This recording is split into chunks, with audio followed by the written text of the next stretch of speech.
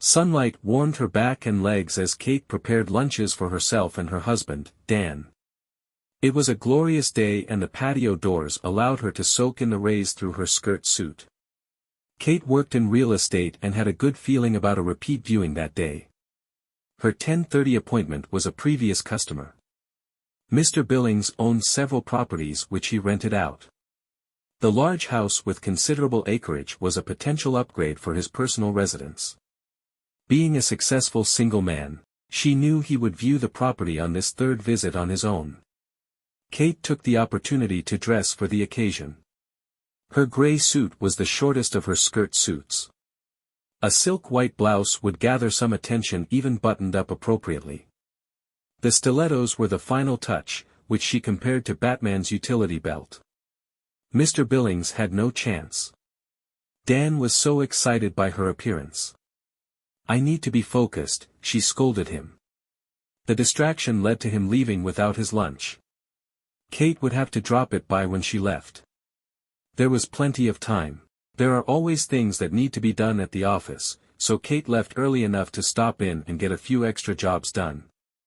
Going via Dan's work was a little out of the way, but she enjoyed how the guys all stared at her.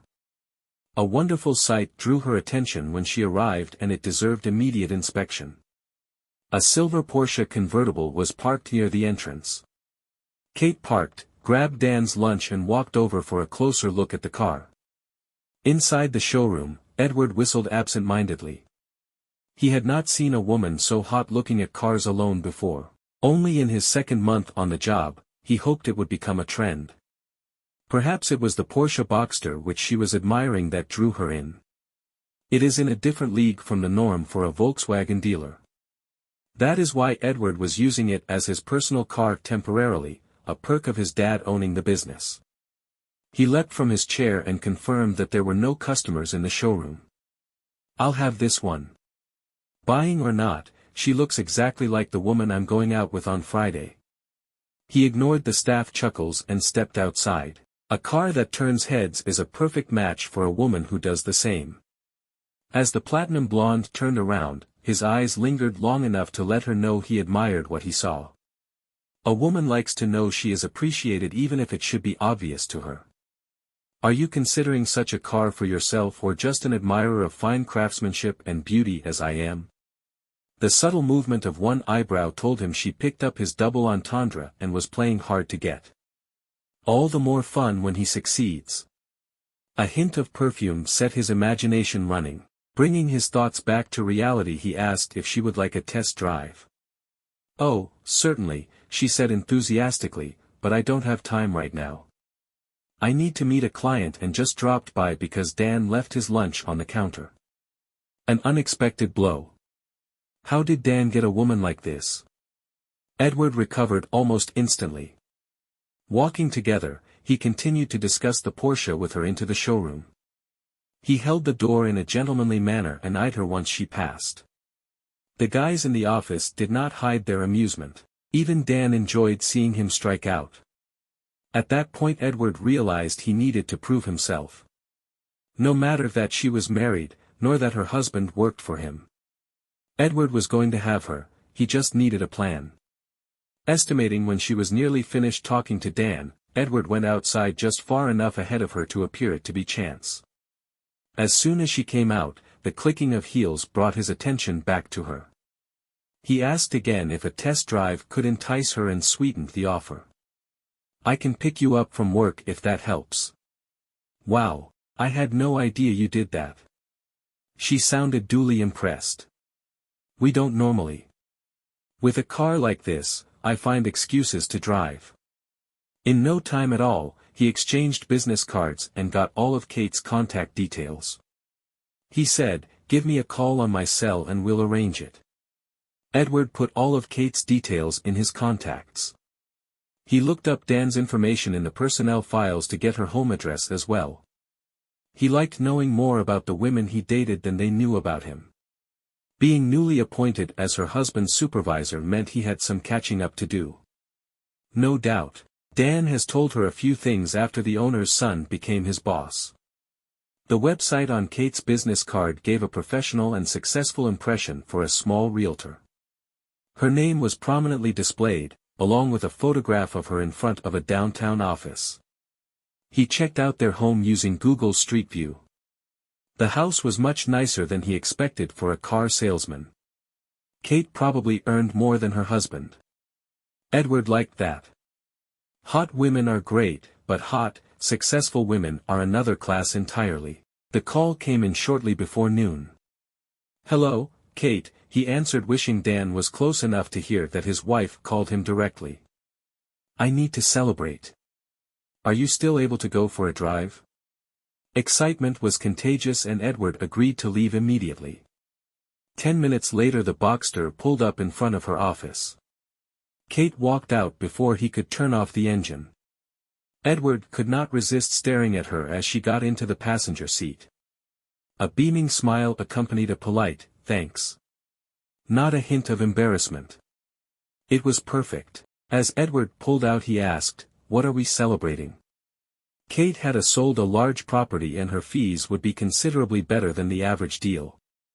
All she wanted was to drive in style and fast. Kate asked him to get on the highway so she could let her hair blow in the wind. Traffic was not heavy, but there was enough that speeding could only be in short bursts and then they were behind someone again. "Any chance I can drive?" Kate asked. "That depends," he said. "Are you good with a stick?" "I know how to handle a stick." Edward was certain that answer was accompanied by a grin. This woman just keeps getting better. Kate took off her seatbelt, placed her hands on the back of the seat and partly stood up. Blonde hair flew out behind her like a flag whipping in the wind. They came up behind two trucks, one slowly passing the other. Kate dropped back into her seat. Her hair was a tangled mess. It reminded Edward of hair only Messier. Instead, she carefully avoided putting her own hand in his way. He read the signs and took another step. He took her hand in his. Kate turned to face him and he glanced briefly at her before looking back at the road. For a tense moment Edward thought he went too far. Once she moved he knew it was the right decision. He had not seen Kate look serious before and could not be sure it was authentic. Wheels were turning in her pretty blonde head. The stereotypical degrading remarks for blondes came to mind but Edward kept them to himself. Red lips pouted an objection, but her green eyes swelled with hunger. "See? The girl wants it." The speedometer indicated 67. Edward nudged it gently up to 69 for his own amusement. Edward eased off the gas. This was time to cruise not race. They left the highway at an exit with nothing around but a small gas station. Turning onto the poorly maintained side road Edward searched for a secluded spot. At midday that could prove to be a challenge, but he knew where there was a derelict barn. It was the best he would find for an isolated destination. As he turned off the road, Edward was glad to see rough concrete paving instead of a mud path. Kate mockingly asked, "What's this? Where teenagers go to park?" The dig was cheap. He returned in kind, "Not just teenagers, any easy lay. At least I know what you think of me now." That struck a chord and it pleased Edward. "It is not what I think that matters. It is how much you like the way I think that turns you on." He knew other women like Kate.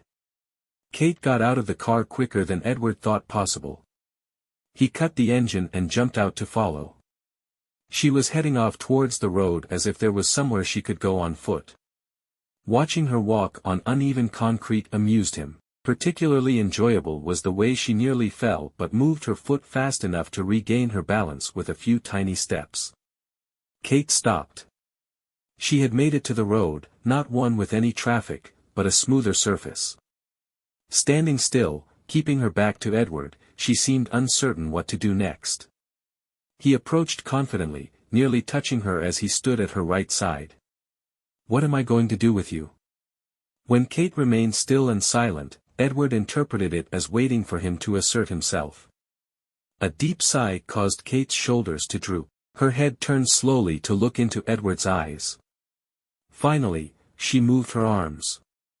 When Kate remained still and silent, Edward interpreted it as waiting for him to assert himself. A deep sigh caused Kate's shoulders to droop. Her head turned slowly to look into Edward's eyes. Finally, she moved her arms. She asked, "Would you with me on the car?" Edward sent her back to the car and watched her walk. Being a small woman, Kate was easily lifted onto the car. Her legs could not reach the ground. Instinctively, she brought up her knees. Taking advantage of this, Edward pushed her and... Can you guess what happens next? On the drive back to Kate's office she was overly chatty, almost as if nothing had happened. "I heard you are taking me out on Friday." The woman was presumptuous. "No need now. I already had you." "Oh, I see. So it was not good enough for a repeat." Repeating leads to women expecting more than they deserve. Kate laughed genuinely. "Seriously? You think I will start needing you?" Edward did not appreciate the implication that he was not a thoroughly memorable partner. "I am married and not leaving my husband. However, if you care to take me out for a nice meal," she let her voice trail off. He was not amused. "I doubt it will be very challenging. I mean, you're great to look at in good company, but face it. If anyone offers you, more than likely you will take it." A dubious look formed on her face. "You give yourself too much credit. Do you think that being my husband's boss had nothing to do with this? All of this was the taster to let you sample the goods. I planned this, not you." Kate was starting to piss him off. They did what he wanted when he wanted and he did not care her. She could earn that if she wanted one from him. Kate gave him the biggest grin yet. "Because, my dear Ed," she began. "Nobody calls him Ed, ever. After you take me on a nice date I will take you home. Don't call me Ed." He arched an eyebrow, waiting for acknowledgement from Kate. She shook her head and tooted, "You're missing the point, Ed. Take me home. Get it?" She waited. Eventually, she nearly shouted, "In front of my husband." "Then stop calling me Ed." He took one hand off the steering wheel. Ow. Hearing her suffer for calling him Ed was gratifying. He let go. Her had more to say though. "I want you angry at me, which is why I will keep calling you Ed for now." The woman was crazy and he told her so. Then she said she had some rules for him. Just the thought of her dictating his behavior made him want to smack her again.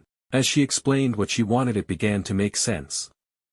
She wanted him not to say anything about what they had done, but only until after their date when he could say what he liked. The goal was to surprise Dan when Edward arrives for their date. Dan was not to know anything before that moment. "If it's not obvious, I have a thing for humiliation. That's why I want you angry.